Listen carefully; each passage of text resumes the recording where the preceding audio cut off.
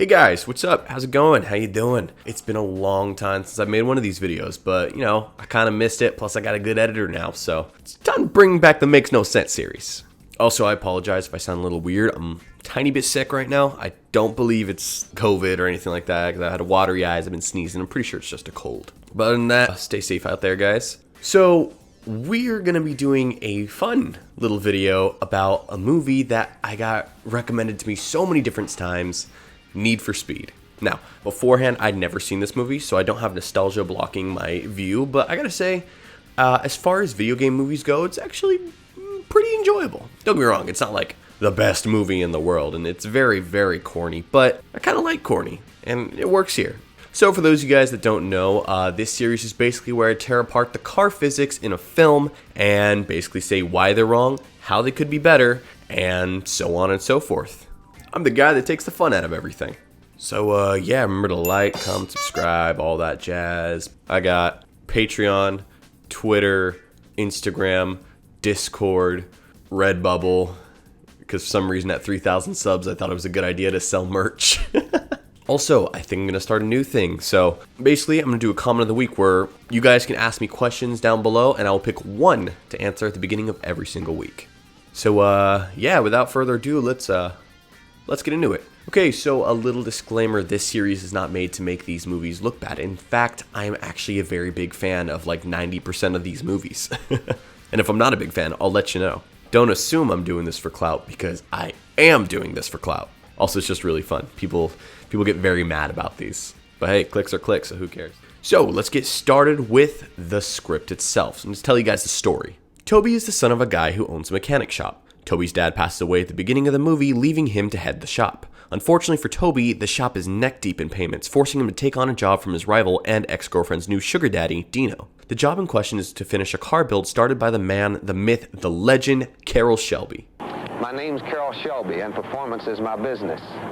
Once the car's completed, they go to auction it off, but a woman named Julia, who's a broker for some buyer called Ingram, wants to see it in action. So Toby pushes it to 234 miles per hour. This enrages Sugar Daddy Dino, who, to be perfectly honest, has every right to be mad.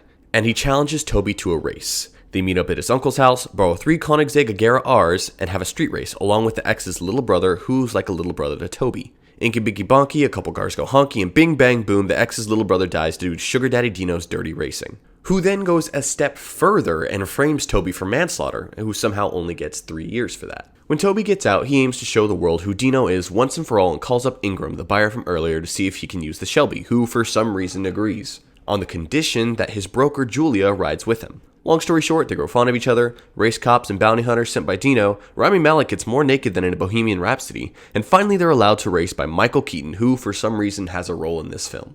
The night before the race, a bounty hunter destroys the Shelby, unforgivably taking American Muscle out of the race, hospitalizing Julia, who gets away with a broken arm. Luckily, the ex learns of Dino killing her little brother, so she hints to Toby into where he can find the damaged Agera. He steals it, races it in the De Leon race, kicks Sugar Daddy Dino's butt, and kablooey, he gets arrested again for street racing, and Dino gets put away forever, even though he's rich and could probably pay off the cops. Now, let's see what's wrong with this movie mechanically. Now, before I start, I want to say this is actually a very hard video to produce. A, because it's a live action film, and B, fun fact about it, there's not a single lick of CGI in this film. I'm serious. All the stunts done on screen are done. They actually happened. Now, don't get me wrong, there's probably some issues here and there, but really what I'm going to be doing here is I'm going to be talking about these things in the context of the movie. So sure, maybe this car survived a jump, but if it had the suspension it said in the movie, it wouldn't. So let's get into the show. The first thing I want to talk about is the street racing. Much like the Fast and the Furious, street racing is most often not like this.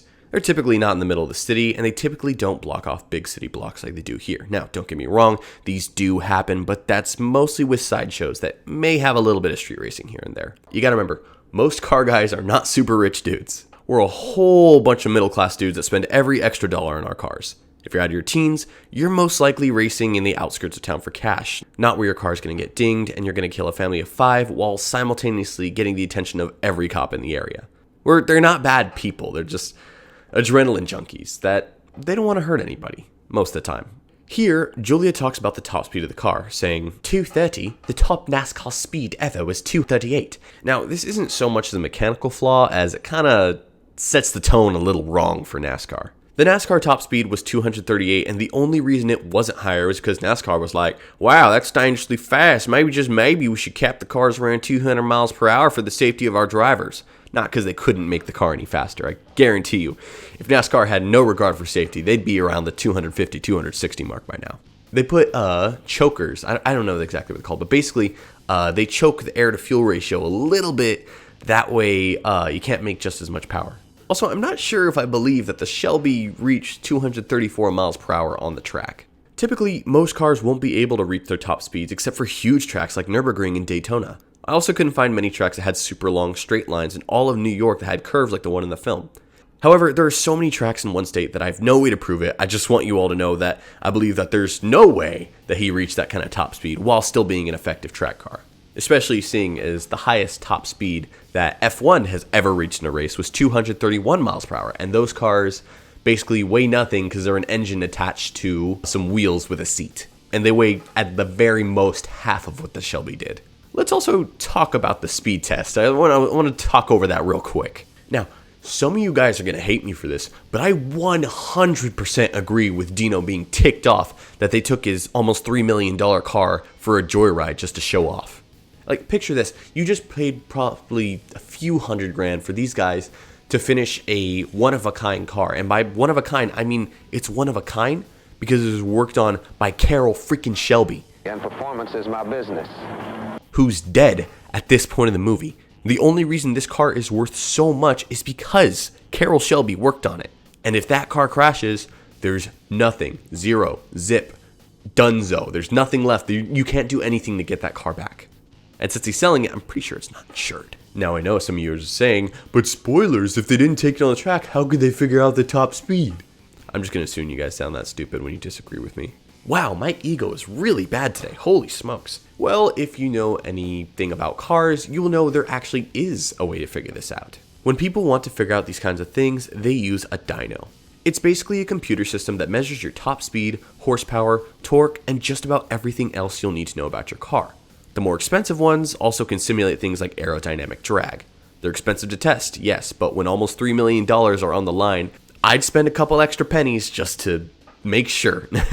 Plus, if it was your car, wouldn't you prefer to have it tested in a safe environment instead of on the track at the hands of a guy that you don't even fully trust 100%? I mean, seriously, Sugar Daddy Dino is a bad guy, but I completely get him being angry for this.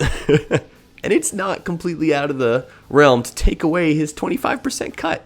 And I can't help but to be super frustrated with Toby, who, because he did this, indirectly caused the death of his friend. Now, moving forward into the first race, these guys are going close to 200 miles per hour. To put that in perspective, that's like going 120 miles per hour past parked cars when you factor in the bystanders going roughly 80. Now, if 200 miles per hour was the cap of their speed, even though the Agera has a top speed of roughly 250 miles per hour, that means that with Toby going against traffic, unlike the other two who are going with it, Toby's speed with the cars coming at him instead of going with him was much more akin to roughly 280 miles per hour. With him swerving all over the place and having no time to react, it's fair to say that Toby would be dead and painted all over the road, most likely before his surrogate little brother, and much like me in Forza. Also, this is a side note, but I find it really hard to feel bad for Dead Boy here, considering that the race caused multiple car crashes, several of which were mom vans likely hauling kids around. Don't exactly feel bad for you when you're putting that many people at risk, I'm sorry. Alright, fast forwarding through the funeral, the prison sequence, the getting out, calling up the car, blah blah blah blah blah. Wait, no, go back. Okay, there we go. Okay, so let's talk about this scene where Toby messes with the cop. Basically, he's revving his engine, making a ruckus, and being an overall nuisance. When the cop questions him, he speeds off, causing a high-speed pursuit. While, yes, a pursuit would most likely happen, it wouldn't be nearly as instantaneous, as every cop has to double-check to make sure pursuit is safe to the public. And being honest, if a guy was revving his engine and then driving off, I'm sure that many officers would believe that an ensuing chase would in fact danger the public more than if he was just revving his engine. Besides, most likely the officer already had his plates. Also, why is there so much drifting? Like, don't get me wrong, I love a good drift like anybody else, but A, it's slower, and B, you're gonna overheat your tires. Car is loose. See, what movies fail to remember is that drift races are typically kind of short, mostly due to the fact that you don't want a lot of heat on your wheels. The reason why is because as your tires get hotter, the air pressure builds up. The higher this air pressure builds up, the more likely you are to experience a blowout. And when you're running from the cops with everything on the line in a $3 million car, I wouldn't risk that. I'd just try to take the safest route quick. I understand he was showing off, but it was a dumb move doing that many drifts. A blowout on the freeway is already scary enough, but at 150 miles per hour, that's lethal. Now for the part that everybody knows, the huge jump. Just no.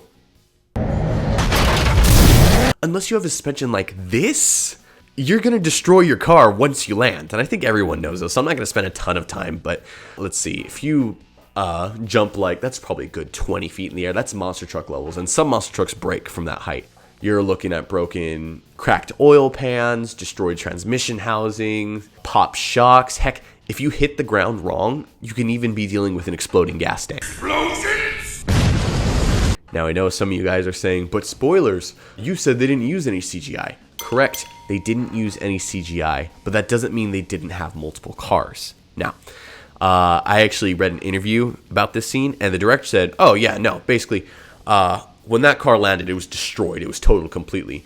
If you're running from the cops, please don't do this. You're gonna die. Now, at this point in the movie, Sugar Daddy Dino has called in bounty hunters. In exchange for taking Toby out of the race, he offered up his Lamborghini Sesto Elemento.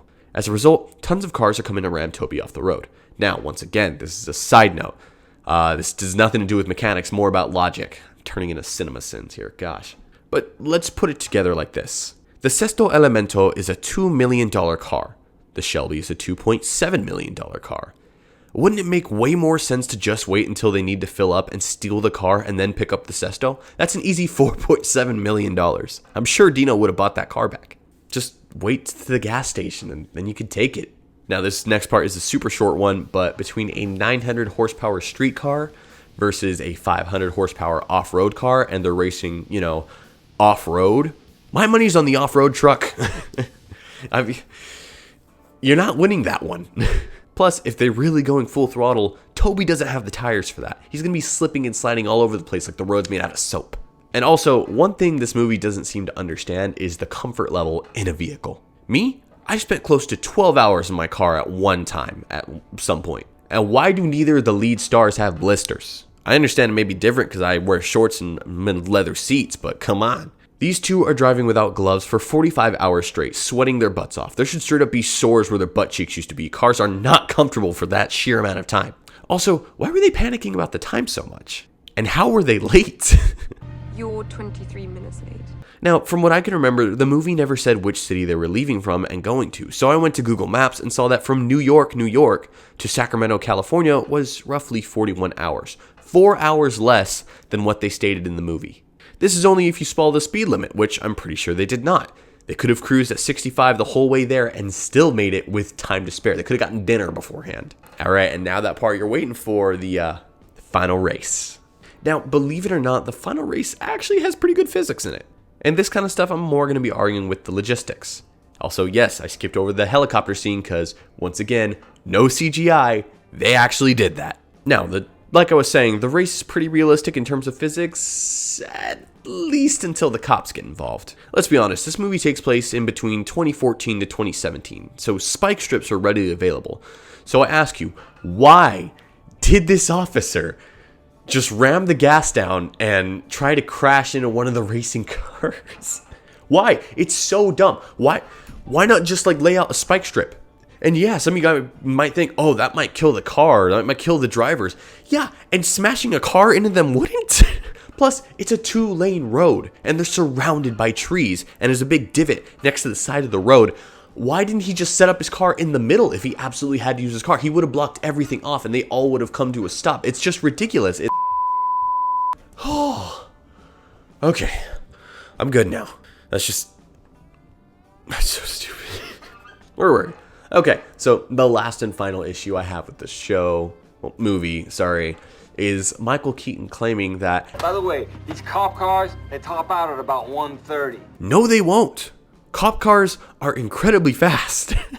No, don't get me wrong, cop cars are not going to be reaching Koenigsegg Agera speeds by any means, but they're not going to top out at 130 miles per hour because so many modern commute cars can exceed that. No, cop cars They're typically going 150, 160, up to around 160. They're fast because they're essentially souped up cars with a ton of armor on them.